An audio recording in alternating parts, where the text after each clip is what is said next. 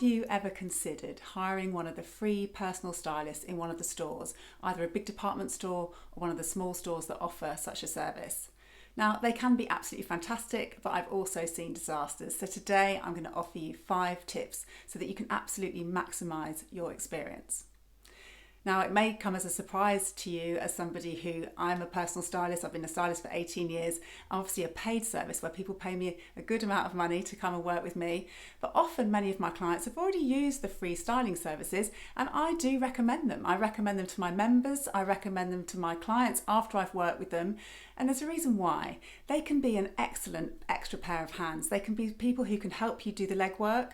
The reason that I'm slightly hesitant to offer them to suggest them at all times is because unless you're really clear on what you want to get out of it, you can be led astray because you don't have any say in the style of the stylist that you're hiring.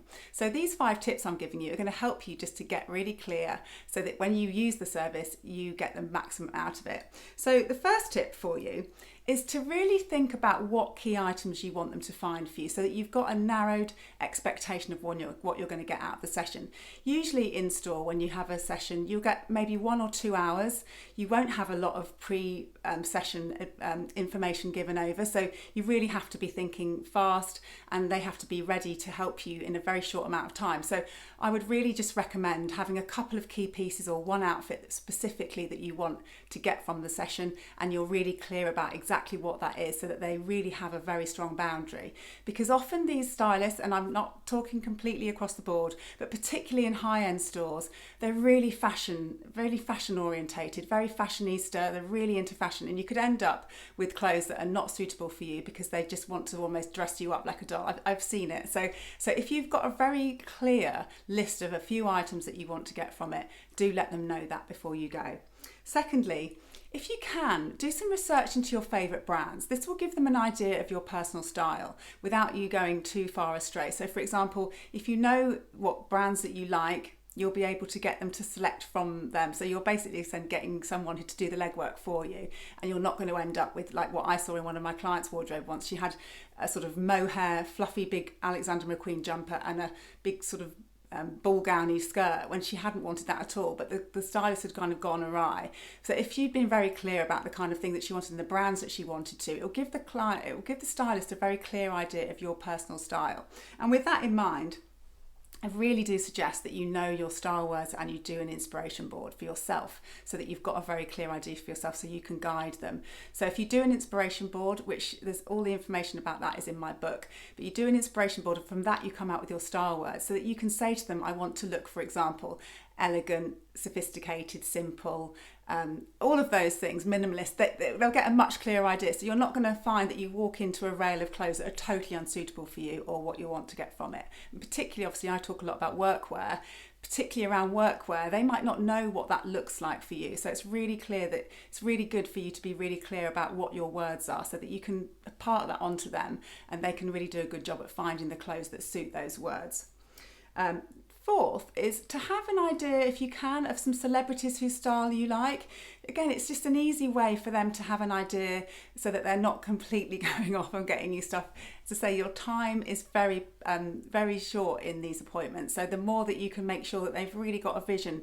And obviously, although it's not all about celebrities are often a quick way to just reference something. And particularly if you have the opportunity to email them some pictures beforehand of the kind of styles that you like, the kind of person that you are, it really is helpful because I say you have very minimum amount of time with them.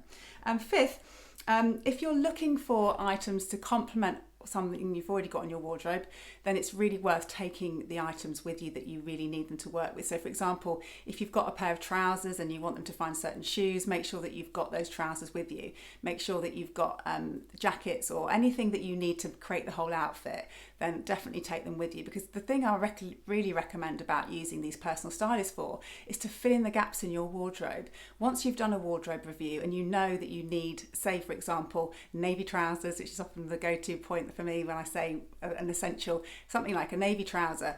If you go to a store like John Lewis and you use one of the personal shoppers there, they can scan all the brands for you. If you're very clear and say, I'm looking for navy trousers, it's absolutely fantastic because you don't need to search through, Hobbs, LK Bennett, Max Mara, all of the brands. They can do that for you. So that's why I really recommend having a very clear idea.